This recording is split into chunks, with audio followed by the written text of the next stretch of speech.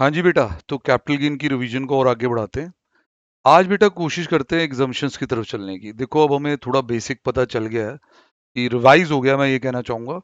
तो एग्जाम्पशंस के बगैर आप कल देख रहे थे आईसीए के क्वेश्चन अधूरे रह रहे थे हमारे। तो पहली एग्जाम्पशन है capital gain on sale of residential house section 54।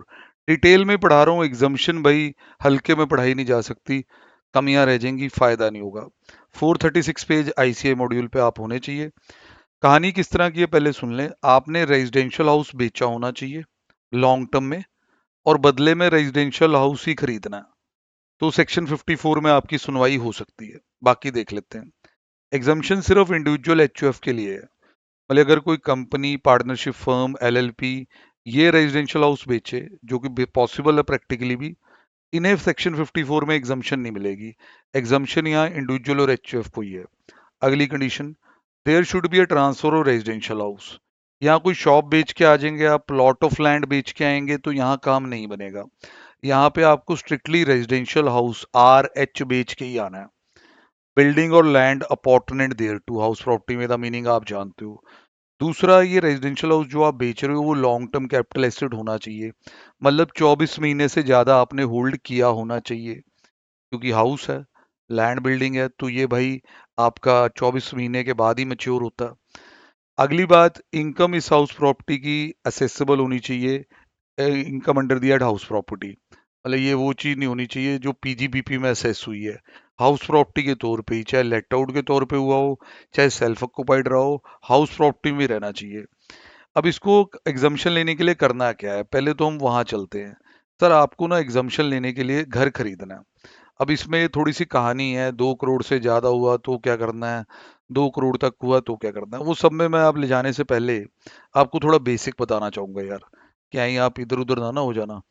तो यहाँ पे हम ये बात करेंगे कि जैसे जी बंदे ने रेजिडेंशियल हाउस बेचा, रेजिडेंशियल हाउस बेचा, एलटीसीजी कंप्यूट हो गया। फास्ट फॉरवर्ड कर रहा हूँ थोड़ा सा। 1 करोड़ का एलटीसीजी आया। तो यहाँ अगर वो सेक्शन 54 में एग्जाम्पशन चाहता है, तो उसे 1 करोड़ रुपए तक का रेजिडेंशियल हाउस खरीदना पड़ेगा। मतलब अगर उसने मान लो 80 लाख रुपए का ही रेजिडेंशियल हाउस खरीदा, तो एग्जाम्पशन 80 लाख की होगी। 120 लाख का खरीद लिया, तो एग्जाम्पशन 100 लाख की हो जाएगी। ये है। घर बेचो, घर खरीदो, कोई घर तो जरूरी है ना भाई, बेच के कहाँ रहोगे, घर तो खरीदोगे ही। ऐसी बात करता है ये। अब इसमें पिछले कुछ सालों में चेंजेस हैं। जैसे बड़े बंदे हैं, अमीर आदमी हैं, जब घर बेच रहे हैं, महंगा बेच रहे हैं, और कैपिटल गेन 2 करोड़ से ज्यादा है उनके पास, मतलब long term capital gain 2 crore से ज्यादा आया हुआ। ऐसे में कहा गया कि बेटा 2 करोड़ से ज्यादा, उसने कहा हाँ। कहता अब आप एक ही घर खरीद सकते हो, इसके बदले एक घर खरीद सकते हो। खरीदने का टाइम या तो जब ये सेल किया उससे 1 ईयर बिफोर, या 2 year after the date of transfer. मतलब अगर आपकी 19/11/25 ये डेट ऑफ ट्रांसफर है जिसमें आपने घर बेचा, और 2 करोड़ से ज्यादा का गेन आ गया, तो इससे पिछले 1 साल में आपने घर खरीदा तो भी चल जाएगा, अगले 2 साल में खरीद रहे हो तो भी चल जाएगा। पर खरीदना एक ही है। कंस्ट्रक्शन करना चाहते हो तो टाइम मिलेगा 3 साल का। इससे अगले 3 साल के अंदर अंदर कंस्ट्रक्शन कंप्लीट कर देना। अब आपको ये अगर मन में आ रहा है कि सर एक्सटेंडेड टाइम अवेल कैसे होगा, वो भी बताऊंगा। पर पहले ये समझ लो जो बड़ा इंपॉर्टेंट है।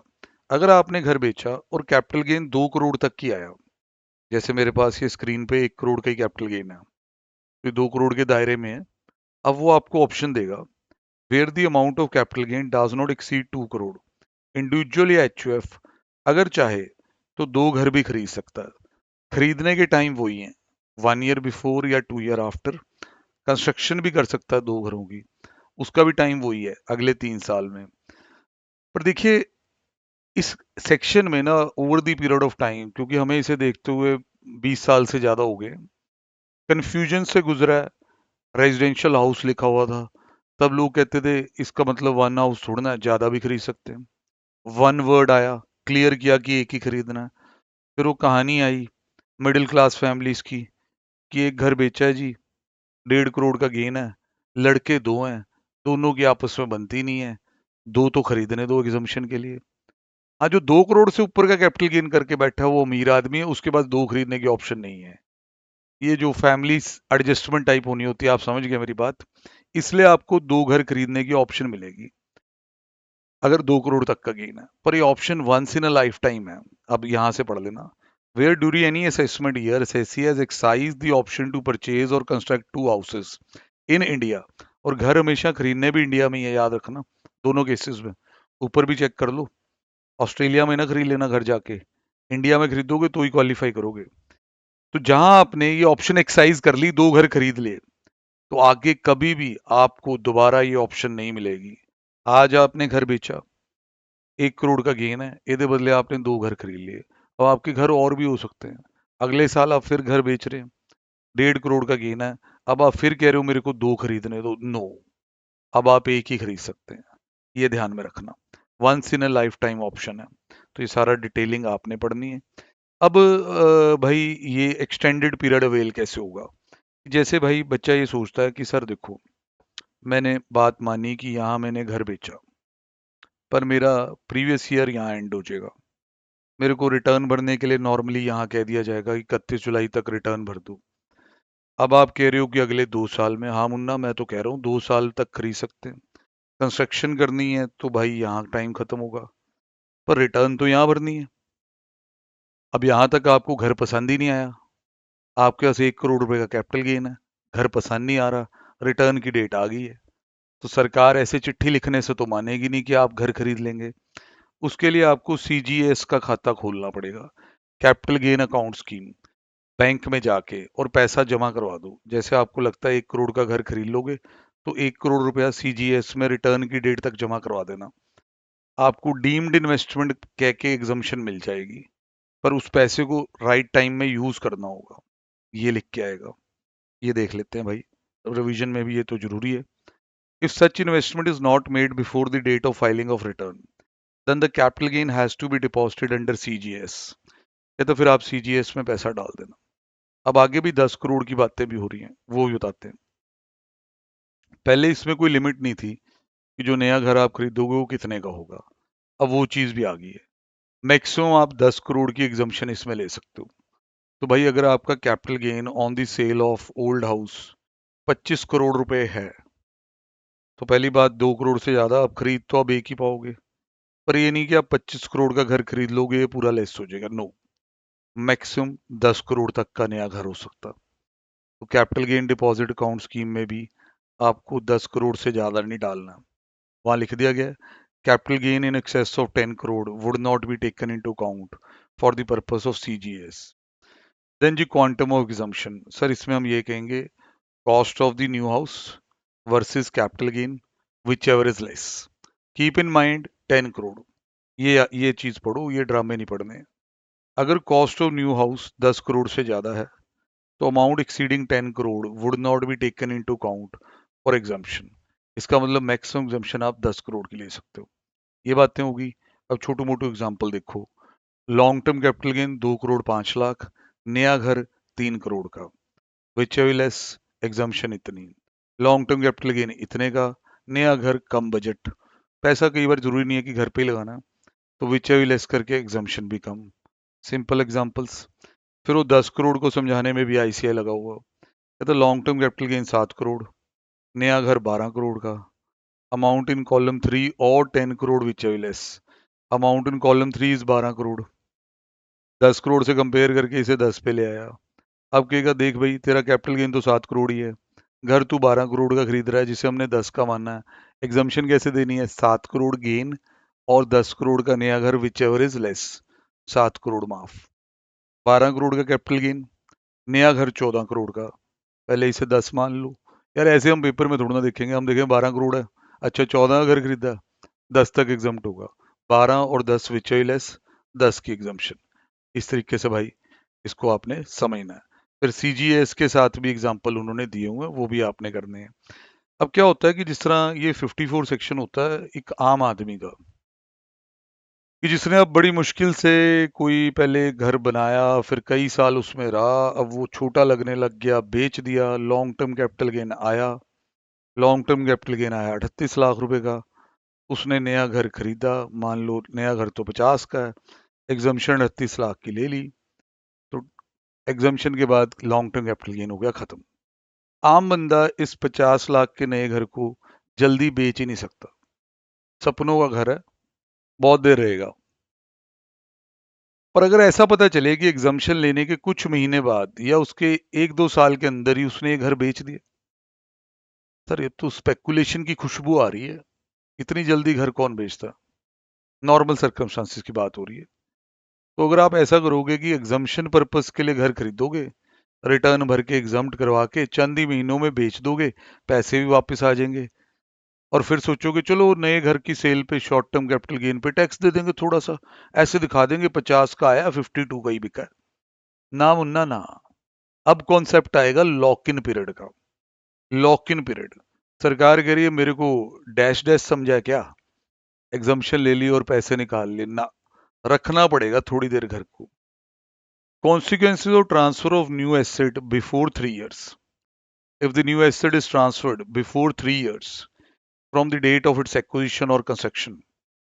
अब यही केस को ले लो, हमने 50 का घर खरीदा था, 38 की एग्जम्पशन ली थी, हमने अगले 9 महीने में इसको बेच ही दिया। कितने बेचा सर? 52। अब आप शॉर्ट टर्म गेन निकालते हो तो अपनी कॉस्ट 50 मानने लग रहे थे, यहाँ 50 मेरी कॉस्ट नहीं, 50 नहीं है, रुक जा रुक जा, तूने 3 साल के अंदर बेच दिया। Cost of the asset will be reduced by the gain, reduced by the capital gain exempt earlier। 50 का खरीद के 50 की एग्जम्पशन तो लेनी थी, कितने की एग्जम्पशन हुई थी? 38 की। कॉस्ट में से 38 माइनस हो जाएंगे, कॉस्ट सिर्फ 12 मानी जाएगी। इस तरीके से बेटा सरकार आपका नुकसान करेगी अगर आप लॉक इन पीरियड तक शांति नहीं रखेंगे। कॉस्ट को रिड्यूस कर दिया जाएगा एग्जम्पशन कंप्यूट करते वक्त, उससे आपका शॉर्ट टर्म कैपिटल गेन ज्यादा आ सकता। इन्होंने एक एग्जाम्पल दिया, कहते मान लो लॉन्ग टर्म कैपिटल गेन इतना, कॉस्ट ऑफ न्यू हाउस इतना, एग्जम्पशन इतने की होगी, हाँ जी होगी। नया घर 18 महीने बाद ही बेच दिया गया, 5 करोड़ का, 5 करोड़ आ गया। अब नया घर 18 महीने में बेचा तो शॉर्ट टर्म गेन आएगा। नया घर खरीदा कितने का था? 3 करोड़। कितनी उसमें एग्जम्पशन हुई थी? इतनी।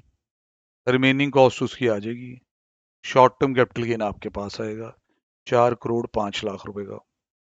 ये है कहानी सर इसकी, बहुत प्यारी प्यारी।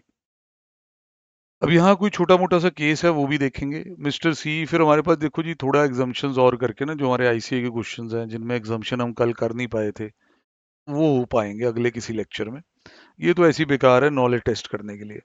सी ने एक रेजिडेंशियल हाउस खरीदा जी 20 जुलाई 2023 को 10 लाख का, उसमें कुछ एडिशन भी किए अगस्त 2023 में।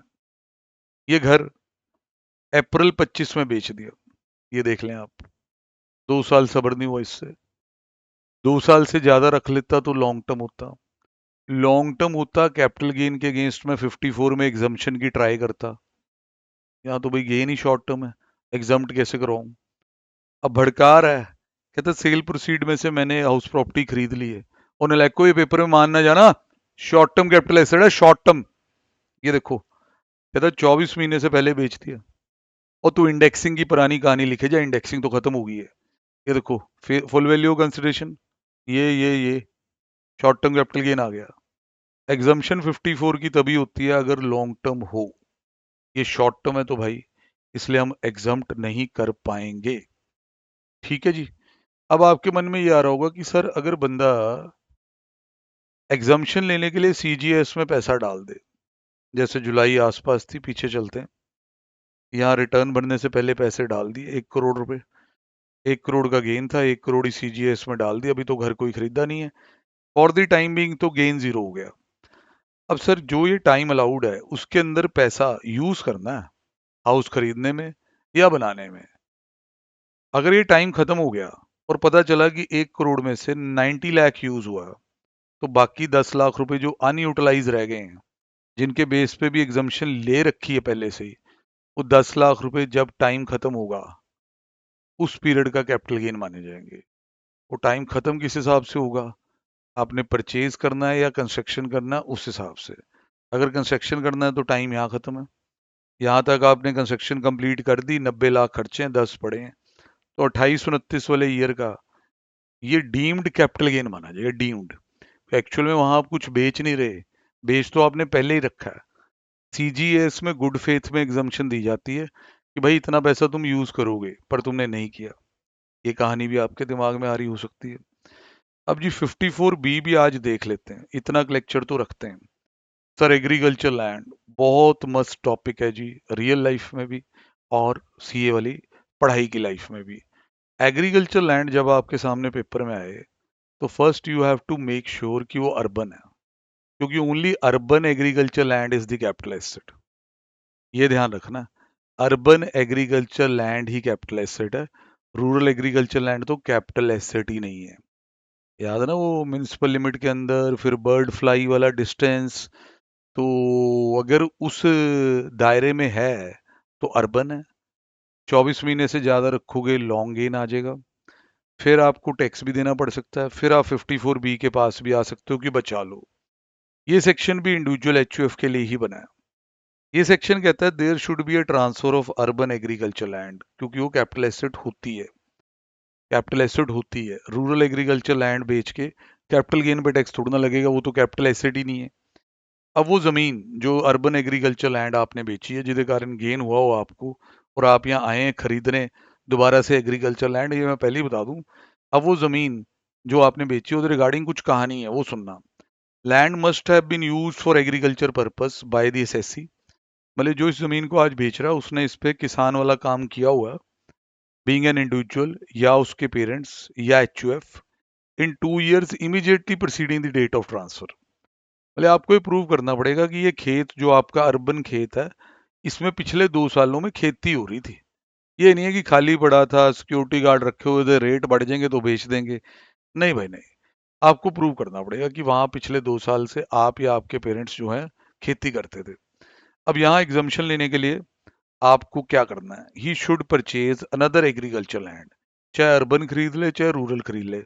इसमें फ्रंट में ही परचेज अलाउड है, बैकवर्ड अलाउड नहीं है, within 2 years from the date of transfer. अब एक चीज जो आपके मन में रिवीजन के वक्त बिल्कुल आनी चाहिए कि सर इसमें जो लैंड बेची है उसकी नेचर क्या होगी, लॉन्ग या शॉर्ट। सेक्शन कुछ नहीं कहता, सेक्शन ये नहीं कहता कि लॉन्ग टर्म होगी। सेक्शन सिर्फ ये कहता है कि जे तू आज बेच रहा है ये प्रूव कर कि पिछले 2 साल तूने उस पर खेती कर रखी है। ये नहीं प्रूव करना कि पिछले 2 साल तू ओनर भी था। जैसे मान लो एक जमीन काफी देर से एज ए टेनेंट की तरह आप यूज कर रहे हो, खेती के लिए जमीन किराए पे ली जाती है, आपको पता है, लीज पे ली जाती है। अब लीज पे लिए हुए तो आपको 10 साल हो गए हैं, पर 6 महीने पहले आपने उसे खरीद लिया था, तो आपका पीरियड ऑफ ओनरशिप तो सिर्फ 6 मंथ्स का, उसके बाद आप बेच रहे हो। पर आपका जो यूसेज एज ए फार्मर है ऑफ दैट लैंड वो 10 years का है, तो you are satisfying the condition, because it is nowhere mention कि आप पिछले 2 साल में वहाँ मालिक भी होने चाहिए। इसलिए याद रखना इसमें शॉर्ट टर्म के अगेंस्ट भी एग्जाम्शन पॉसिबल है, लॉन्ग को यहाँ ना बिठा लियो प्लीज। अब अगर आपको 2 साल में जमीन नहीं पसंद आई तो सीजीएस के खाते में पैसा डाल दो, सीजीएस में पैसा डाल दो, आगे जाके जमीन खरीद लेना। अब कितनी एग्जाम्शन होगी, कॉस्ट ऑन न्यू लैंड और capital gain, whichever is less will be examined. ये इस तरह पढ़ने का कोई फायदा नहीं है। नीचे देखो, 3 लाख कैपिटल गेन, नई जमीन की कीमत 4 लाख, पूरा 3 lakh examined. 3 lakh capital gain, नई जमीन 2 लाख की, सिर्फ 2 लाख एग्जाम्ड।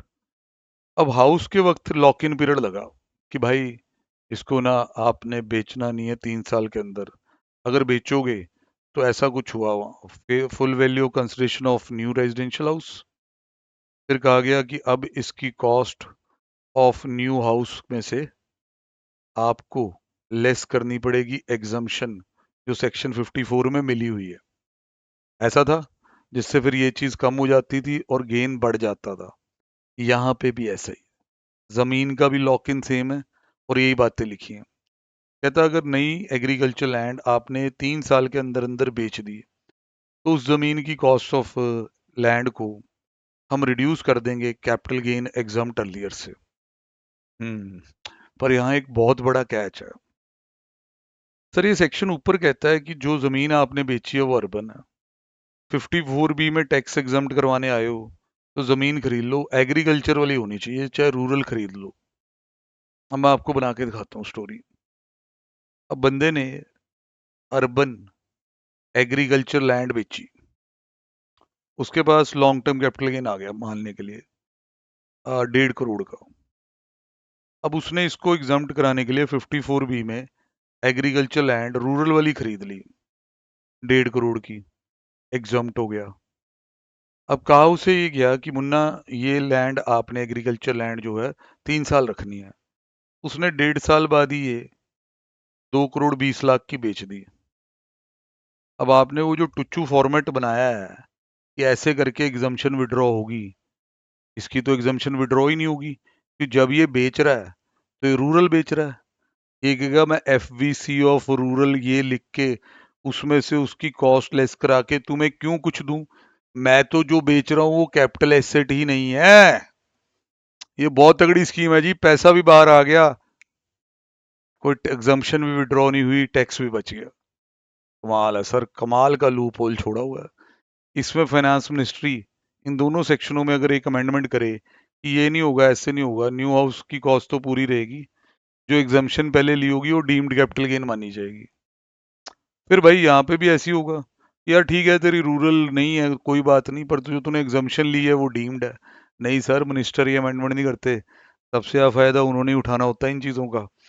तो अब आप देखो यहाँ ये बात लिखी भी हुई है, however if the new land is a rural agriculture land there would be no capital gain on transfer of such land। अब जिस तरह उस एग्जाम्पल को तो देख लेते हैं आज की डेट में। कहता मान लो न्यू एग्रीकल्चर लैंड अर्बन थी, आफ्टर 1 ईयर आपने 6 लाख की बेच दी, 6 लाख ऊपर आ गया।